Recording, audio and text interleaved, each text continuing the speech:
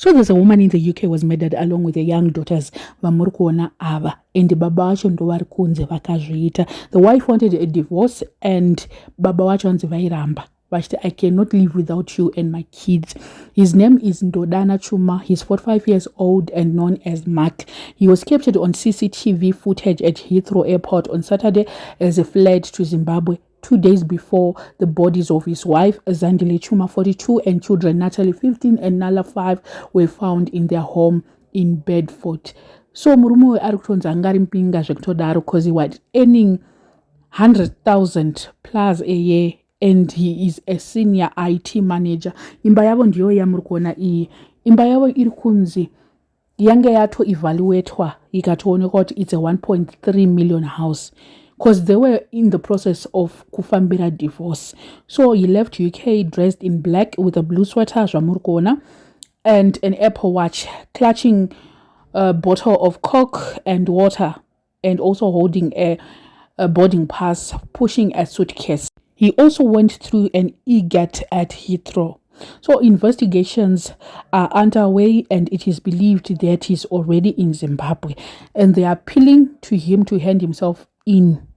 My friends also revealed that Chuma and mukadzi wake were in the process of divorce and they had also evaluated imba zvanambotaura. Zandile arikunzi she had had enough nemurume uyu, and I'm just suspecting that it was cheating because he is all over. People from the UK are saying this man is all over dating sites. Awanikwa ari kuma-dating sites. Vamwe vari kutoti tinoziva kuti he was kuma-dating sites. So zvirikunzi Zandile was okay, was up to here with this man. Anga kutoti no, I have had enough and I just want out. Ndo Mark wacho zvaaisada. And she wanted to start a new life with the kids. So Zandile iye life yake, she was working as an IT. Basa rake ranga riri like she was working in the financial cyber security, something like that. I can't remember the term racho rataurwa panews kuti she was working ikoko Zandile. So she was financially stable to an extent yekuti she offered kuti I can take care of the kids and angasina problem.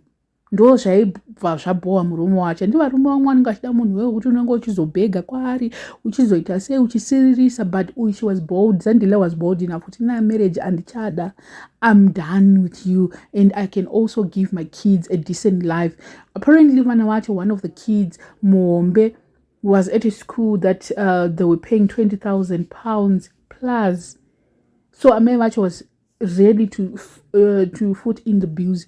So it was like kuti mai vacho vanga vasiri munhu yaya wokuti basa ravo raivapa mari shoma, vanotopiwawo mari yange vanga ine a decent job and salary yavo combined. That's why I think vakakwanisa kutenga imba yavanga vachigara ye1.3 million because ku-UK we know kuti zvinhu zvinomboita sei, zvinombotinetsei. Apa imba yacho vanga vangori ne2 years vaitenga. Imagine imba iyo vakatenga 2024 and murume uyu ndofunga hanga akufila defeated, akutoona kuti panapa imba yakutoevaluate takutofambira divorce, takutosei zvikanzi no man uyu ndakutomudai, so ndakutomudai.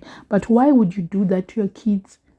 Mukadzi would understand, but why mwana wako, vana vako, I mean vese vari two, waiti I cannot live without them. Vanga vapinda papi pavari kupinda panyaya dzenyu nemukadzi wako idzi, vari kukwana papi chaipo chaipo, ndazvishayavo. Imagine kuti life yavo vaitokwanisa kutoendesa vana vavo kuma-private schools.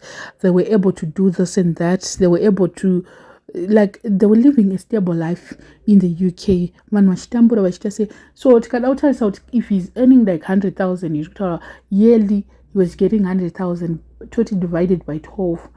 I think kuti anogona kunge anga ari kuma 8 point something ikoko. I mean maths dzangu dziri right, 8 by 10 8 then yeah, I think kuma 8,000 something ikoko ndokwaangari.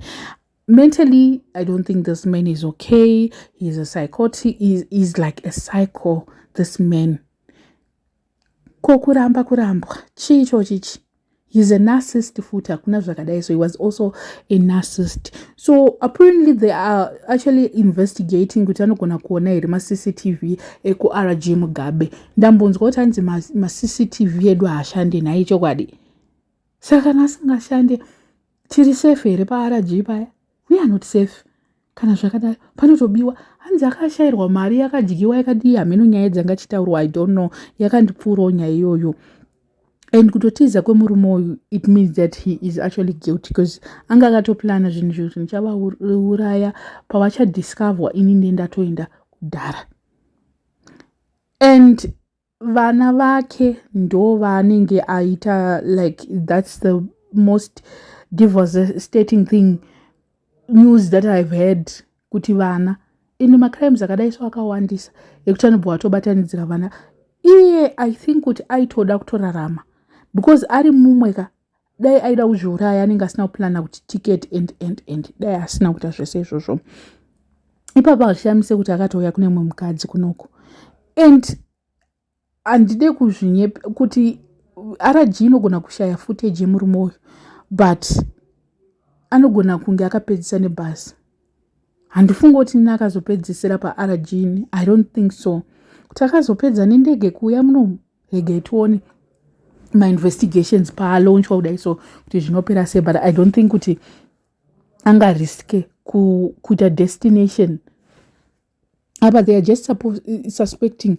I think kuti vachazonyatsotarisa kuti ticket rake raenda kupi chairo chaiko kuti akaperera kupi. Uyuka ndiye zvake achazviuraya. I think achapererwa kusvika ipapo kana kuti kana akasazviuraya achabatwa. I don't think he's going to live with it. Unoziva kuti before usati waita chinhu unenge uchifunga uchizvipa simba uchiti but wazoita crime yacho ndipo unotozoona kuti shit, what did I do? I should not have done this. Maona. I think nothing will justify his action.